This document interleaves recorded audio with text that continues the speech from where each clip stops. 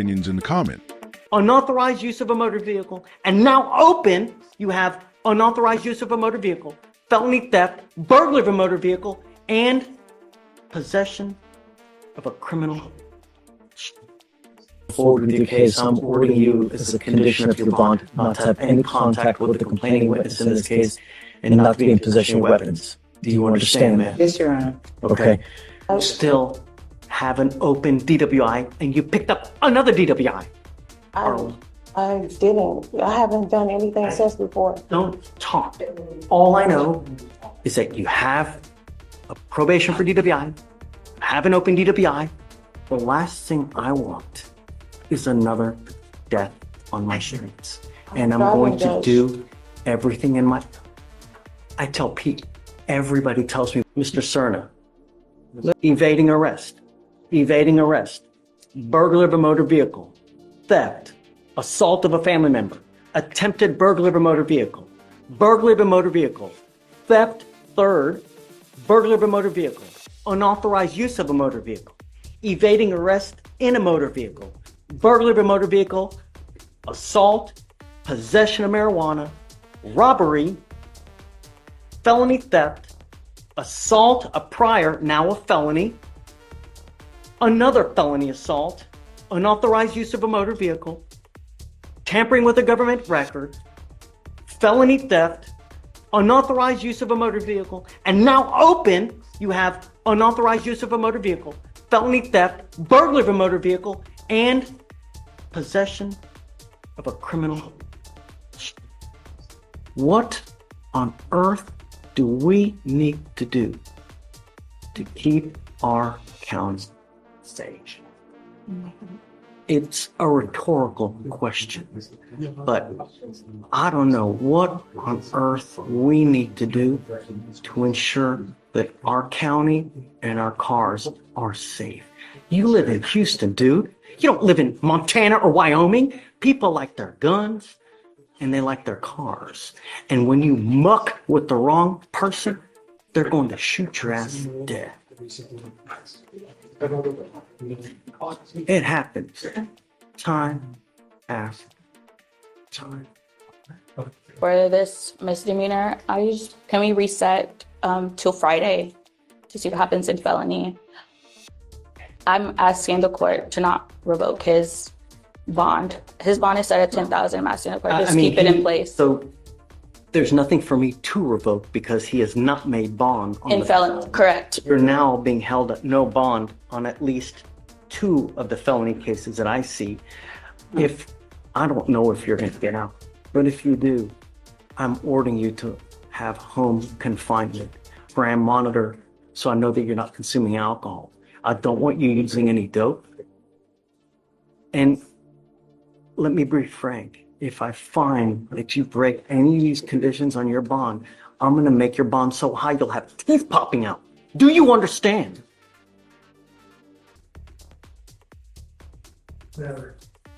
Still loading, Your Honor. I apologize. We have co-defendant, Your Honor. Say it again. We have co-defendant. I'll sit on 14. Let me ask you this. You ever had a job before? Like a full-time job? Yeah. That's probably a good idea. When you have too much time on your hand, matter of time, dude. It's either dead or 50 years, man. Really? Life's too short to live in a 6x9 box for the next 50 years. All right. Good morning, ma'am. Hi. Just a little bit down so I can see your eyes. Sure. That's okay. How are you? Good. Ma'am, you've now picked up another case. You're charged with terroristic threat. You're facing up to 6 months in jail and or a $2,000 fine. We're going to do probable cause. You have the right to remain silent. Anything you say can and will be used against you. You have the right to have an attorney present if you cannot afford one.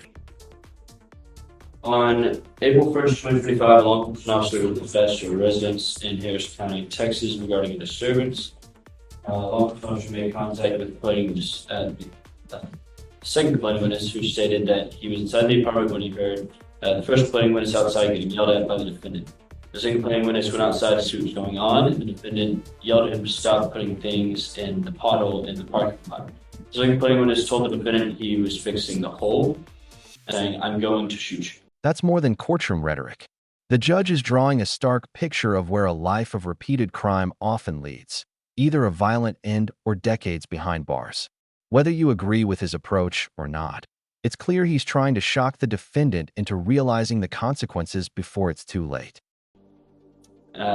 Wait, you said there were two complaining witnesses. Yes, Your Honor. Okay. That's what I have here. It says I'm going to shoot you towards both complaining witnesses. And we have Ms. Agbasieli making the alleged threats. Correct, Your Honor. Your Honor, there's only charges one. There's only, yeah, Right. yes, Your Honor. Okay, who is the complaining witness? Video strong. Is it a known person? Because we have priors with Ms. Agbasieli, and there are assaultive and, pretty dangerous. It seems like it's just, from what we can see, it's Was it a street worker? Was it someone working for the city, or It's someone that lives there, Your Honor. just out there fixing the potholes? That's correct, Your Honor. Okay. All right, Ms. Agbasieli, I'm going to find that there's sufficient probable cause to go forward with your case. I'm ordering you as a condition of your bond not to have any contact with the complaining witness in this case and not to be in possession of weapons. Do you understand, ma'am? Yes, Your Honor. Okay. Do you have the ability to hire a lawyer, ma'am? Yes, Your Honor. Okay. We can give you time. So what I'll have you do now is I'll have you sign a receipt of victory while you take a seat, while we draft the bond conditions, I'll have you sign it. Again, I'm going to keep you. Judge was a scram temper. Oh, If you ever tamper with the device again, I'm going to keep you. I'm doing everything in my power not to revoke your bond. Do you understand?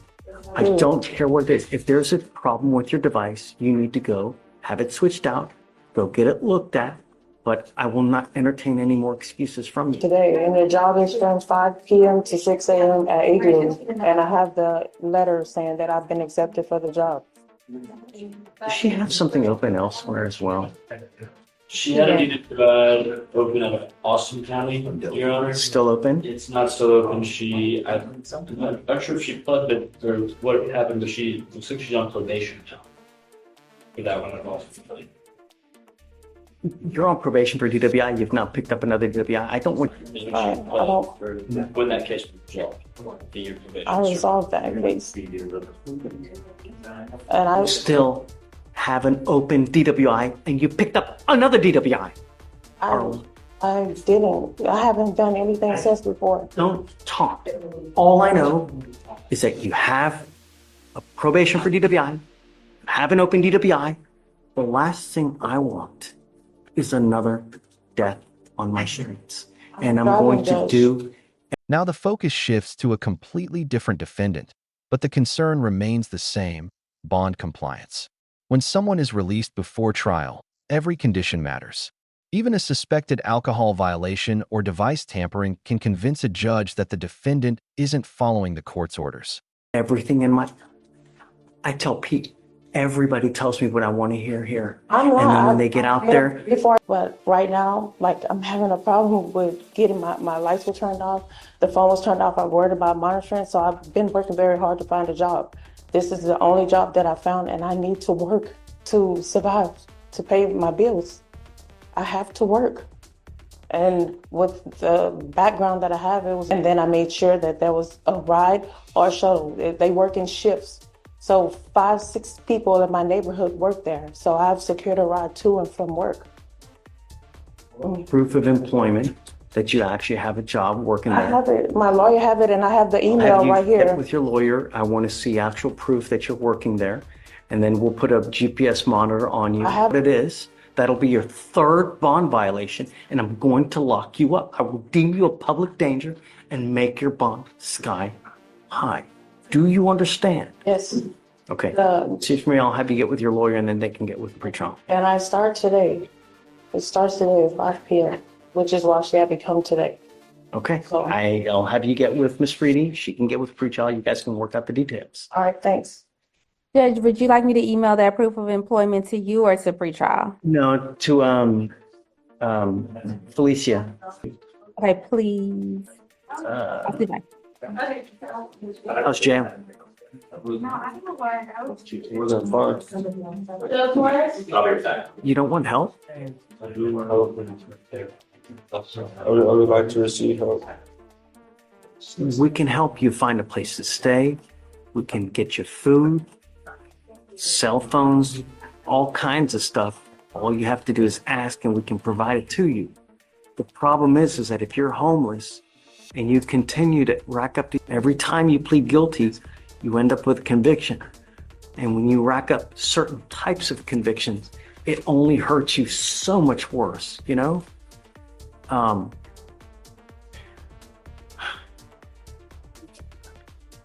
They've offered you time served. If you want to do this today, we can do it today.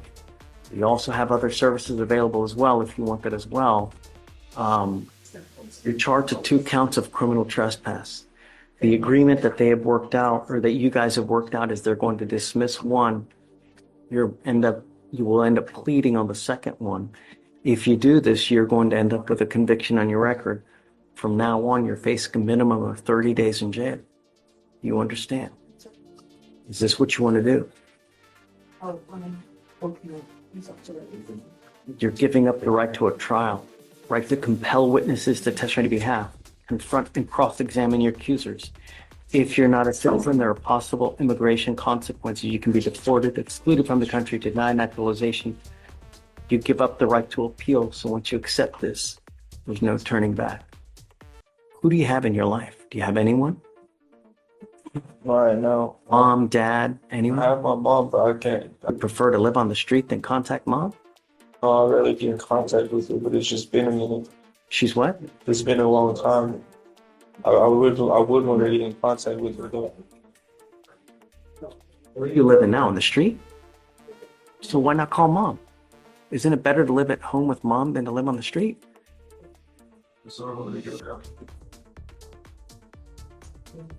Without realizing.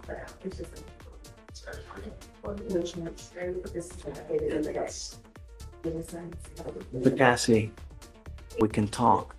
Because I have jurisdiction within 30 days of after you do this. If you have a change of heart, if you want probation, if you want help, services, we can do that for you.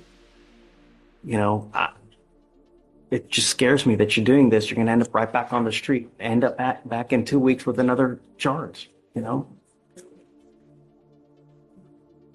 How do you plead to this offense, sir? Guilty or not guilty? Guilty.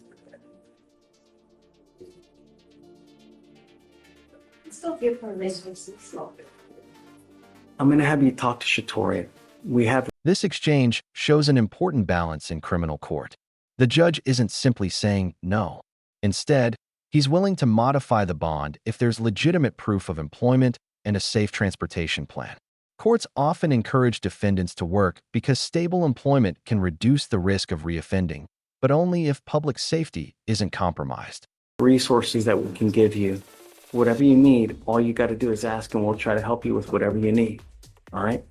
Like I said, if you have a change of heart, you want to do something within 30 days, let me know. It's guilty or not guilty. Mr. Cassidy. That's you.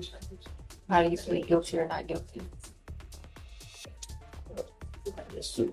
Guilty.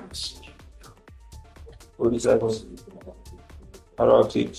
Guilty or not guilty? Are you guilty of criminal trespass? All right. I'm going to find you guilty. I'll send it to you the 90 days. I'll give you credit for the 36. I'll have you talk to Shatori now so we can try to help you out. All right? All right. Good luck, Mr. Cassidy. Your other case will be dismissed. The tone changes dramatically here. After several tough exchanges, the judge shifts from enforcement to compassion. Instead of focusing solely on punishment, he offers housing resources, food assistance, and another chance to choose rehabilitation over another conviction. It's a reminder that many judges see themselves not only as enforcers of the law, but also as gatekeepers to programs that can help break the